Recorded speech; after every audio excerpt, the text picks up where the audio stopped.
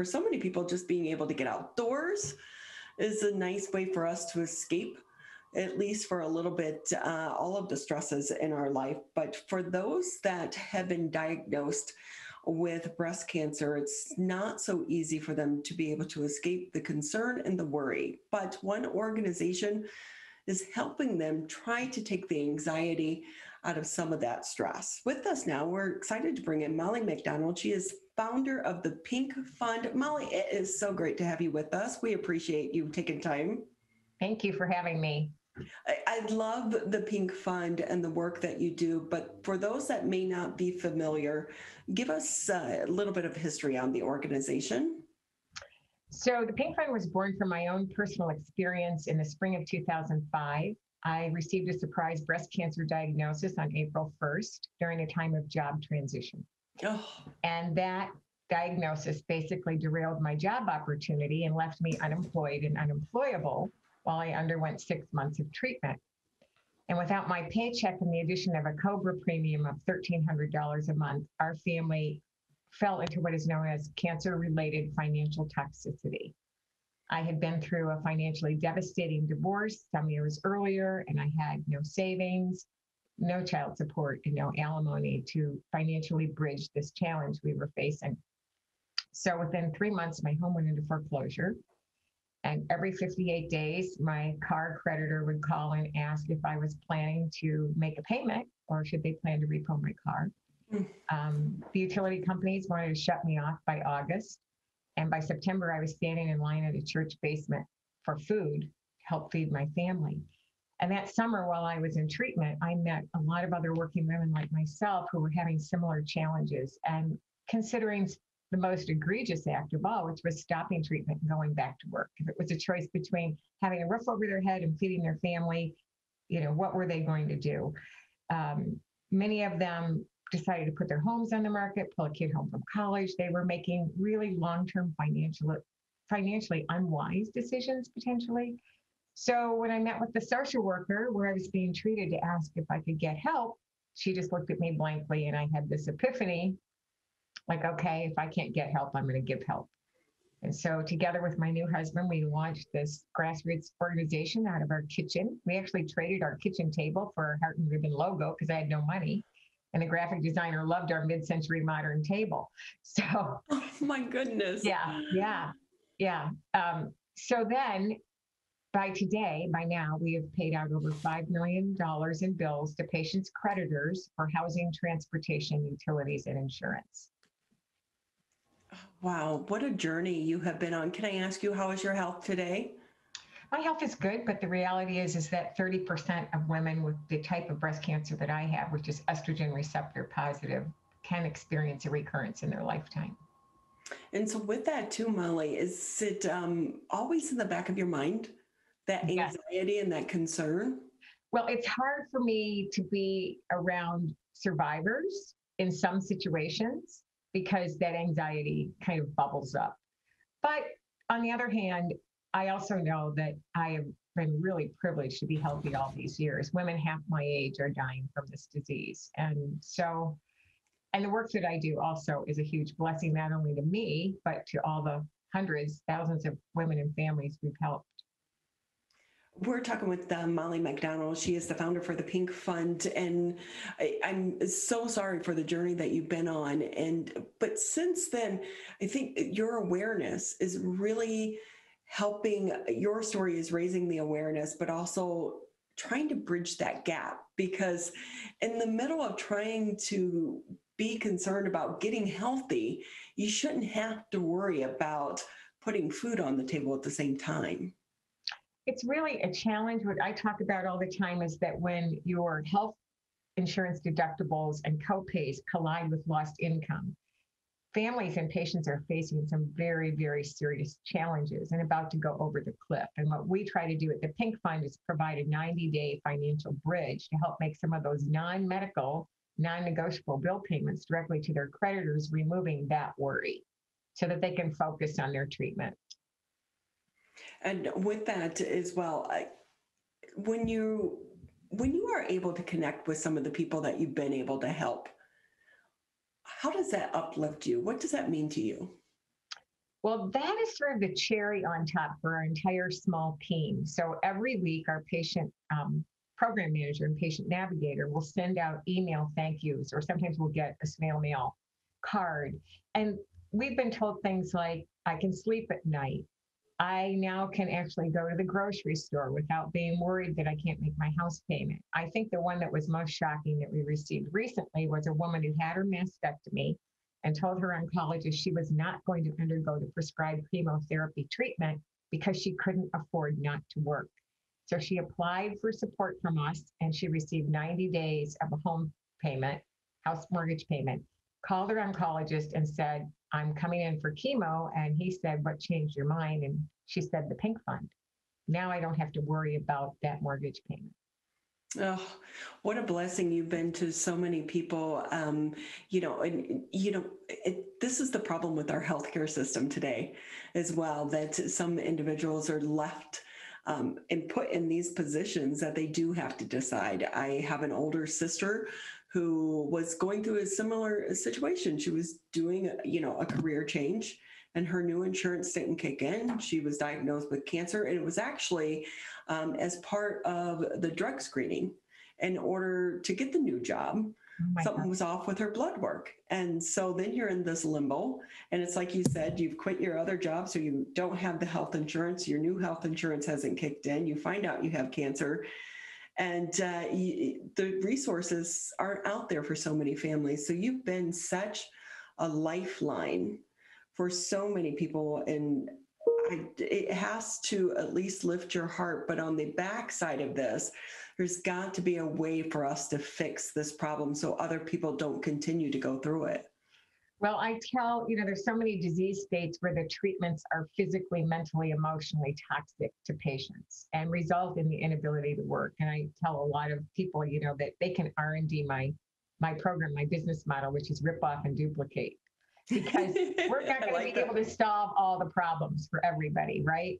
The other reality is that patients do have to cobble together multiple sources of support, and we encourage that. If you get support from another organization, that is fine with us. That will not preclude you from getting support from us. An average cancer treatment in the breast space runs between 6 and 9 months. So while our 3 months provides that amount of relief, it's not enough for some people. And with that as well, Molly, but you think about the stress that this puts on someone, and that is stress that takes away from them trying to heal their bodies. Yeah, for me, it was shocking that our family would potentially end up in a cycle of homelessness over an early stage cancer diagnosis. And that's what I wanted to remove for other families. And we have done over $5 million in bill payments. I think I said that earlier. That is really incredible. And so can I ask you, Molly, too, what's it been like for you over the past year? Because so much attention and focus has been on COVID and not on other ailments. Right. So with COVID, we have been able to help individuals who were going to work through breast cancer treatment, but because of COVID and being immunocompromised, they self-selected out of the workforce. So we added in a COVID-19 fund, which we will continue to have as long as it's necessary to help patients. The challenge that we're going to have in the next 12 to 18 months, and is actually predicted through the end of 2027, is that due to the fact that diagnostic testing has not been done over the last 15 months, and primarily I'm talking about mammograms, we're going to see more and more women getting diagnosed with more advanced disease, longer treatment protocols, and longer financial needs. And we expect our applications to really bump up, and we're going to need more to raise more money to support those efforts. And if we could take a moment to talk about trying to raise money, we know for so many organizations and nonprofits, they rely on fundraisers, which haven't happened over the past year, or they've been virtually. How is fundraising going for your organization? So in the beginning of the pandemic, last April, I went through a program at Harvard and kind of predicted a 30 to 50% loss of revenue. And then we planned out what we were going to do. We were going to cut salaries, how we were going to manage the funding. That didn't happen for us. COVID really highlighted the essentials of our mission of providing that financial aid, because people started to understand what it was like if they couldn't work. the thing about the pink fund that's different is that I describe our funding as accordion. So we have so much money, and if we don't meet our revenue goals, instead of making that house payment for somebody, we'll pull back a little bit and make 3 months of car payments. Or if we can't make the car payments, we'll pull back and make utility payments.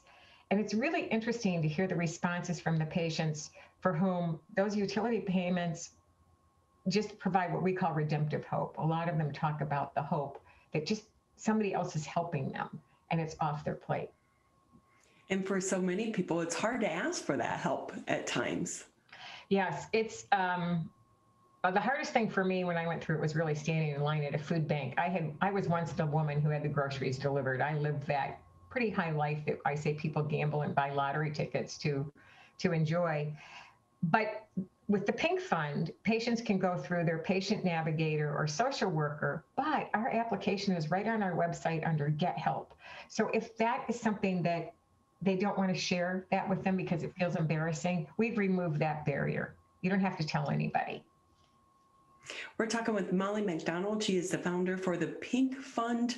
They are reaching out and helping so many people suffering through breast cancer right now and COVID-19. We know, just as you said, so many people are underemployed. And what's scary about this pandemic, too, is the number of women that have left the workforce. Maybe, they have to stay home and to help take care of the kids and the remote learning, or they're in the lower income jobs.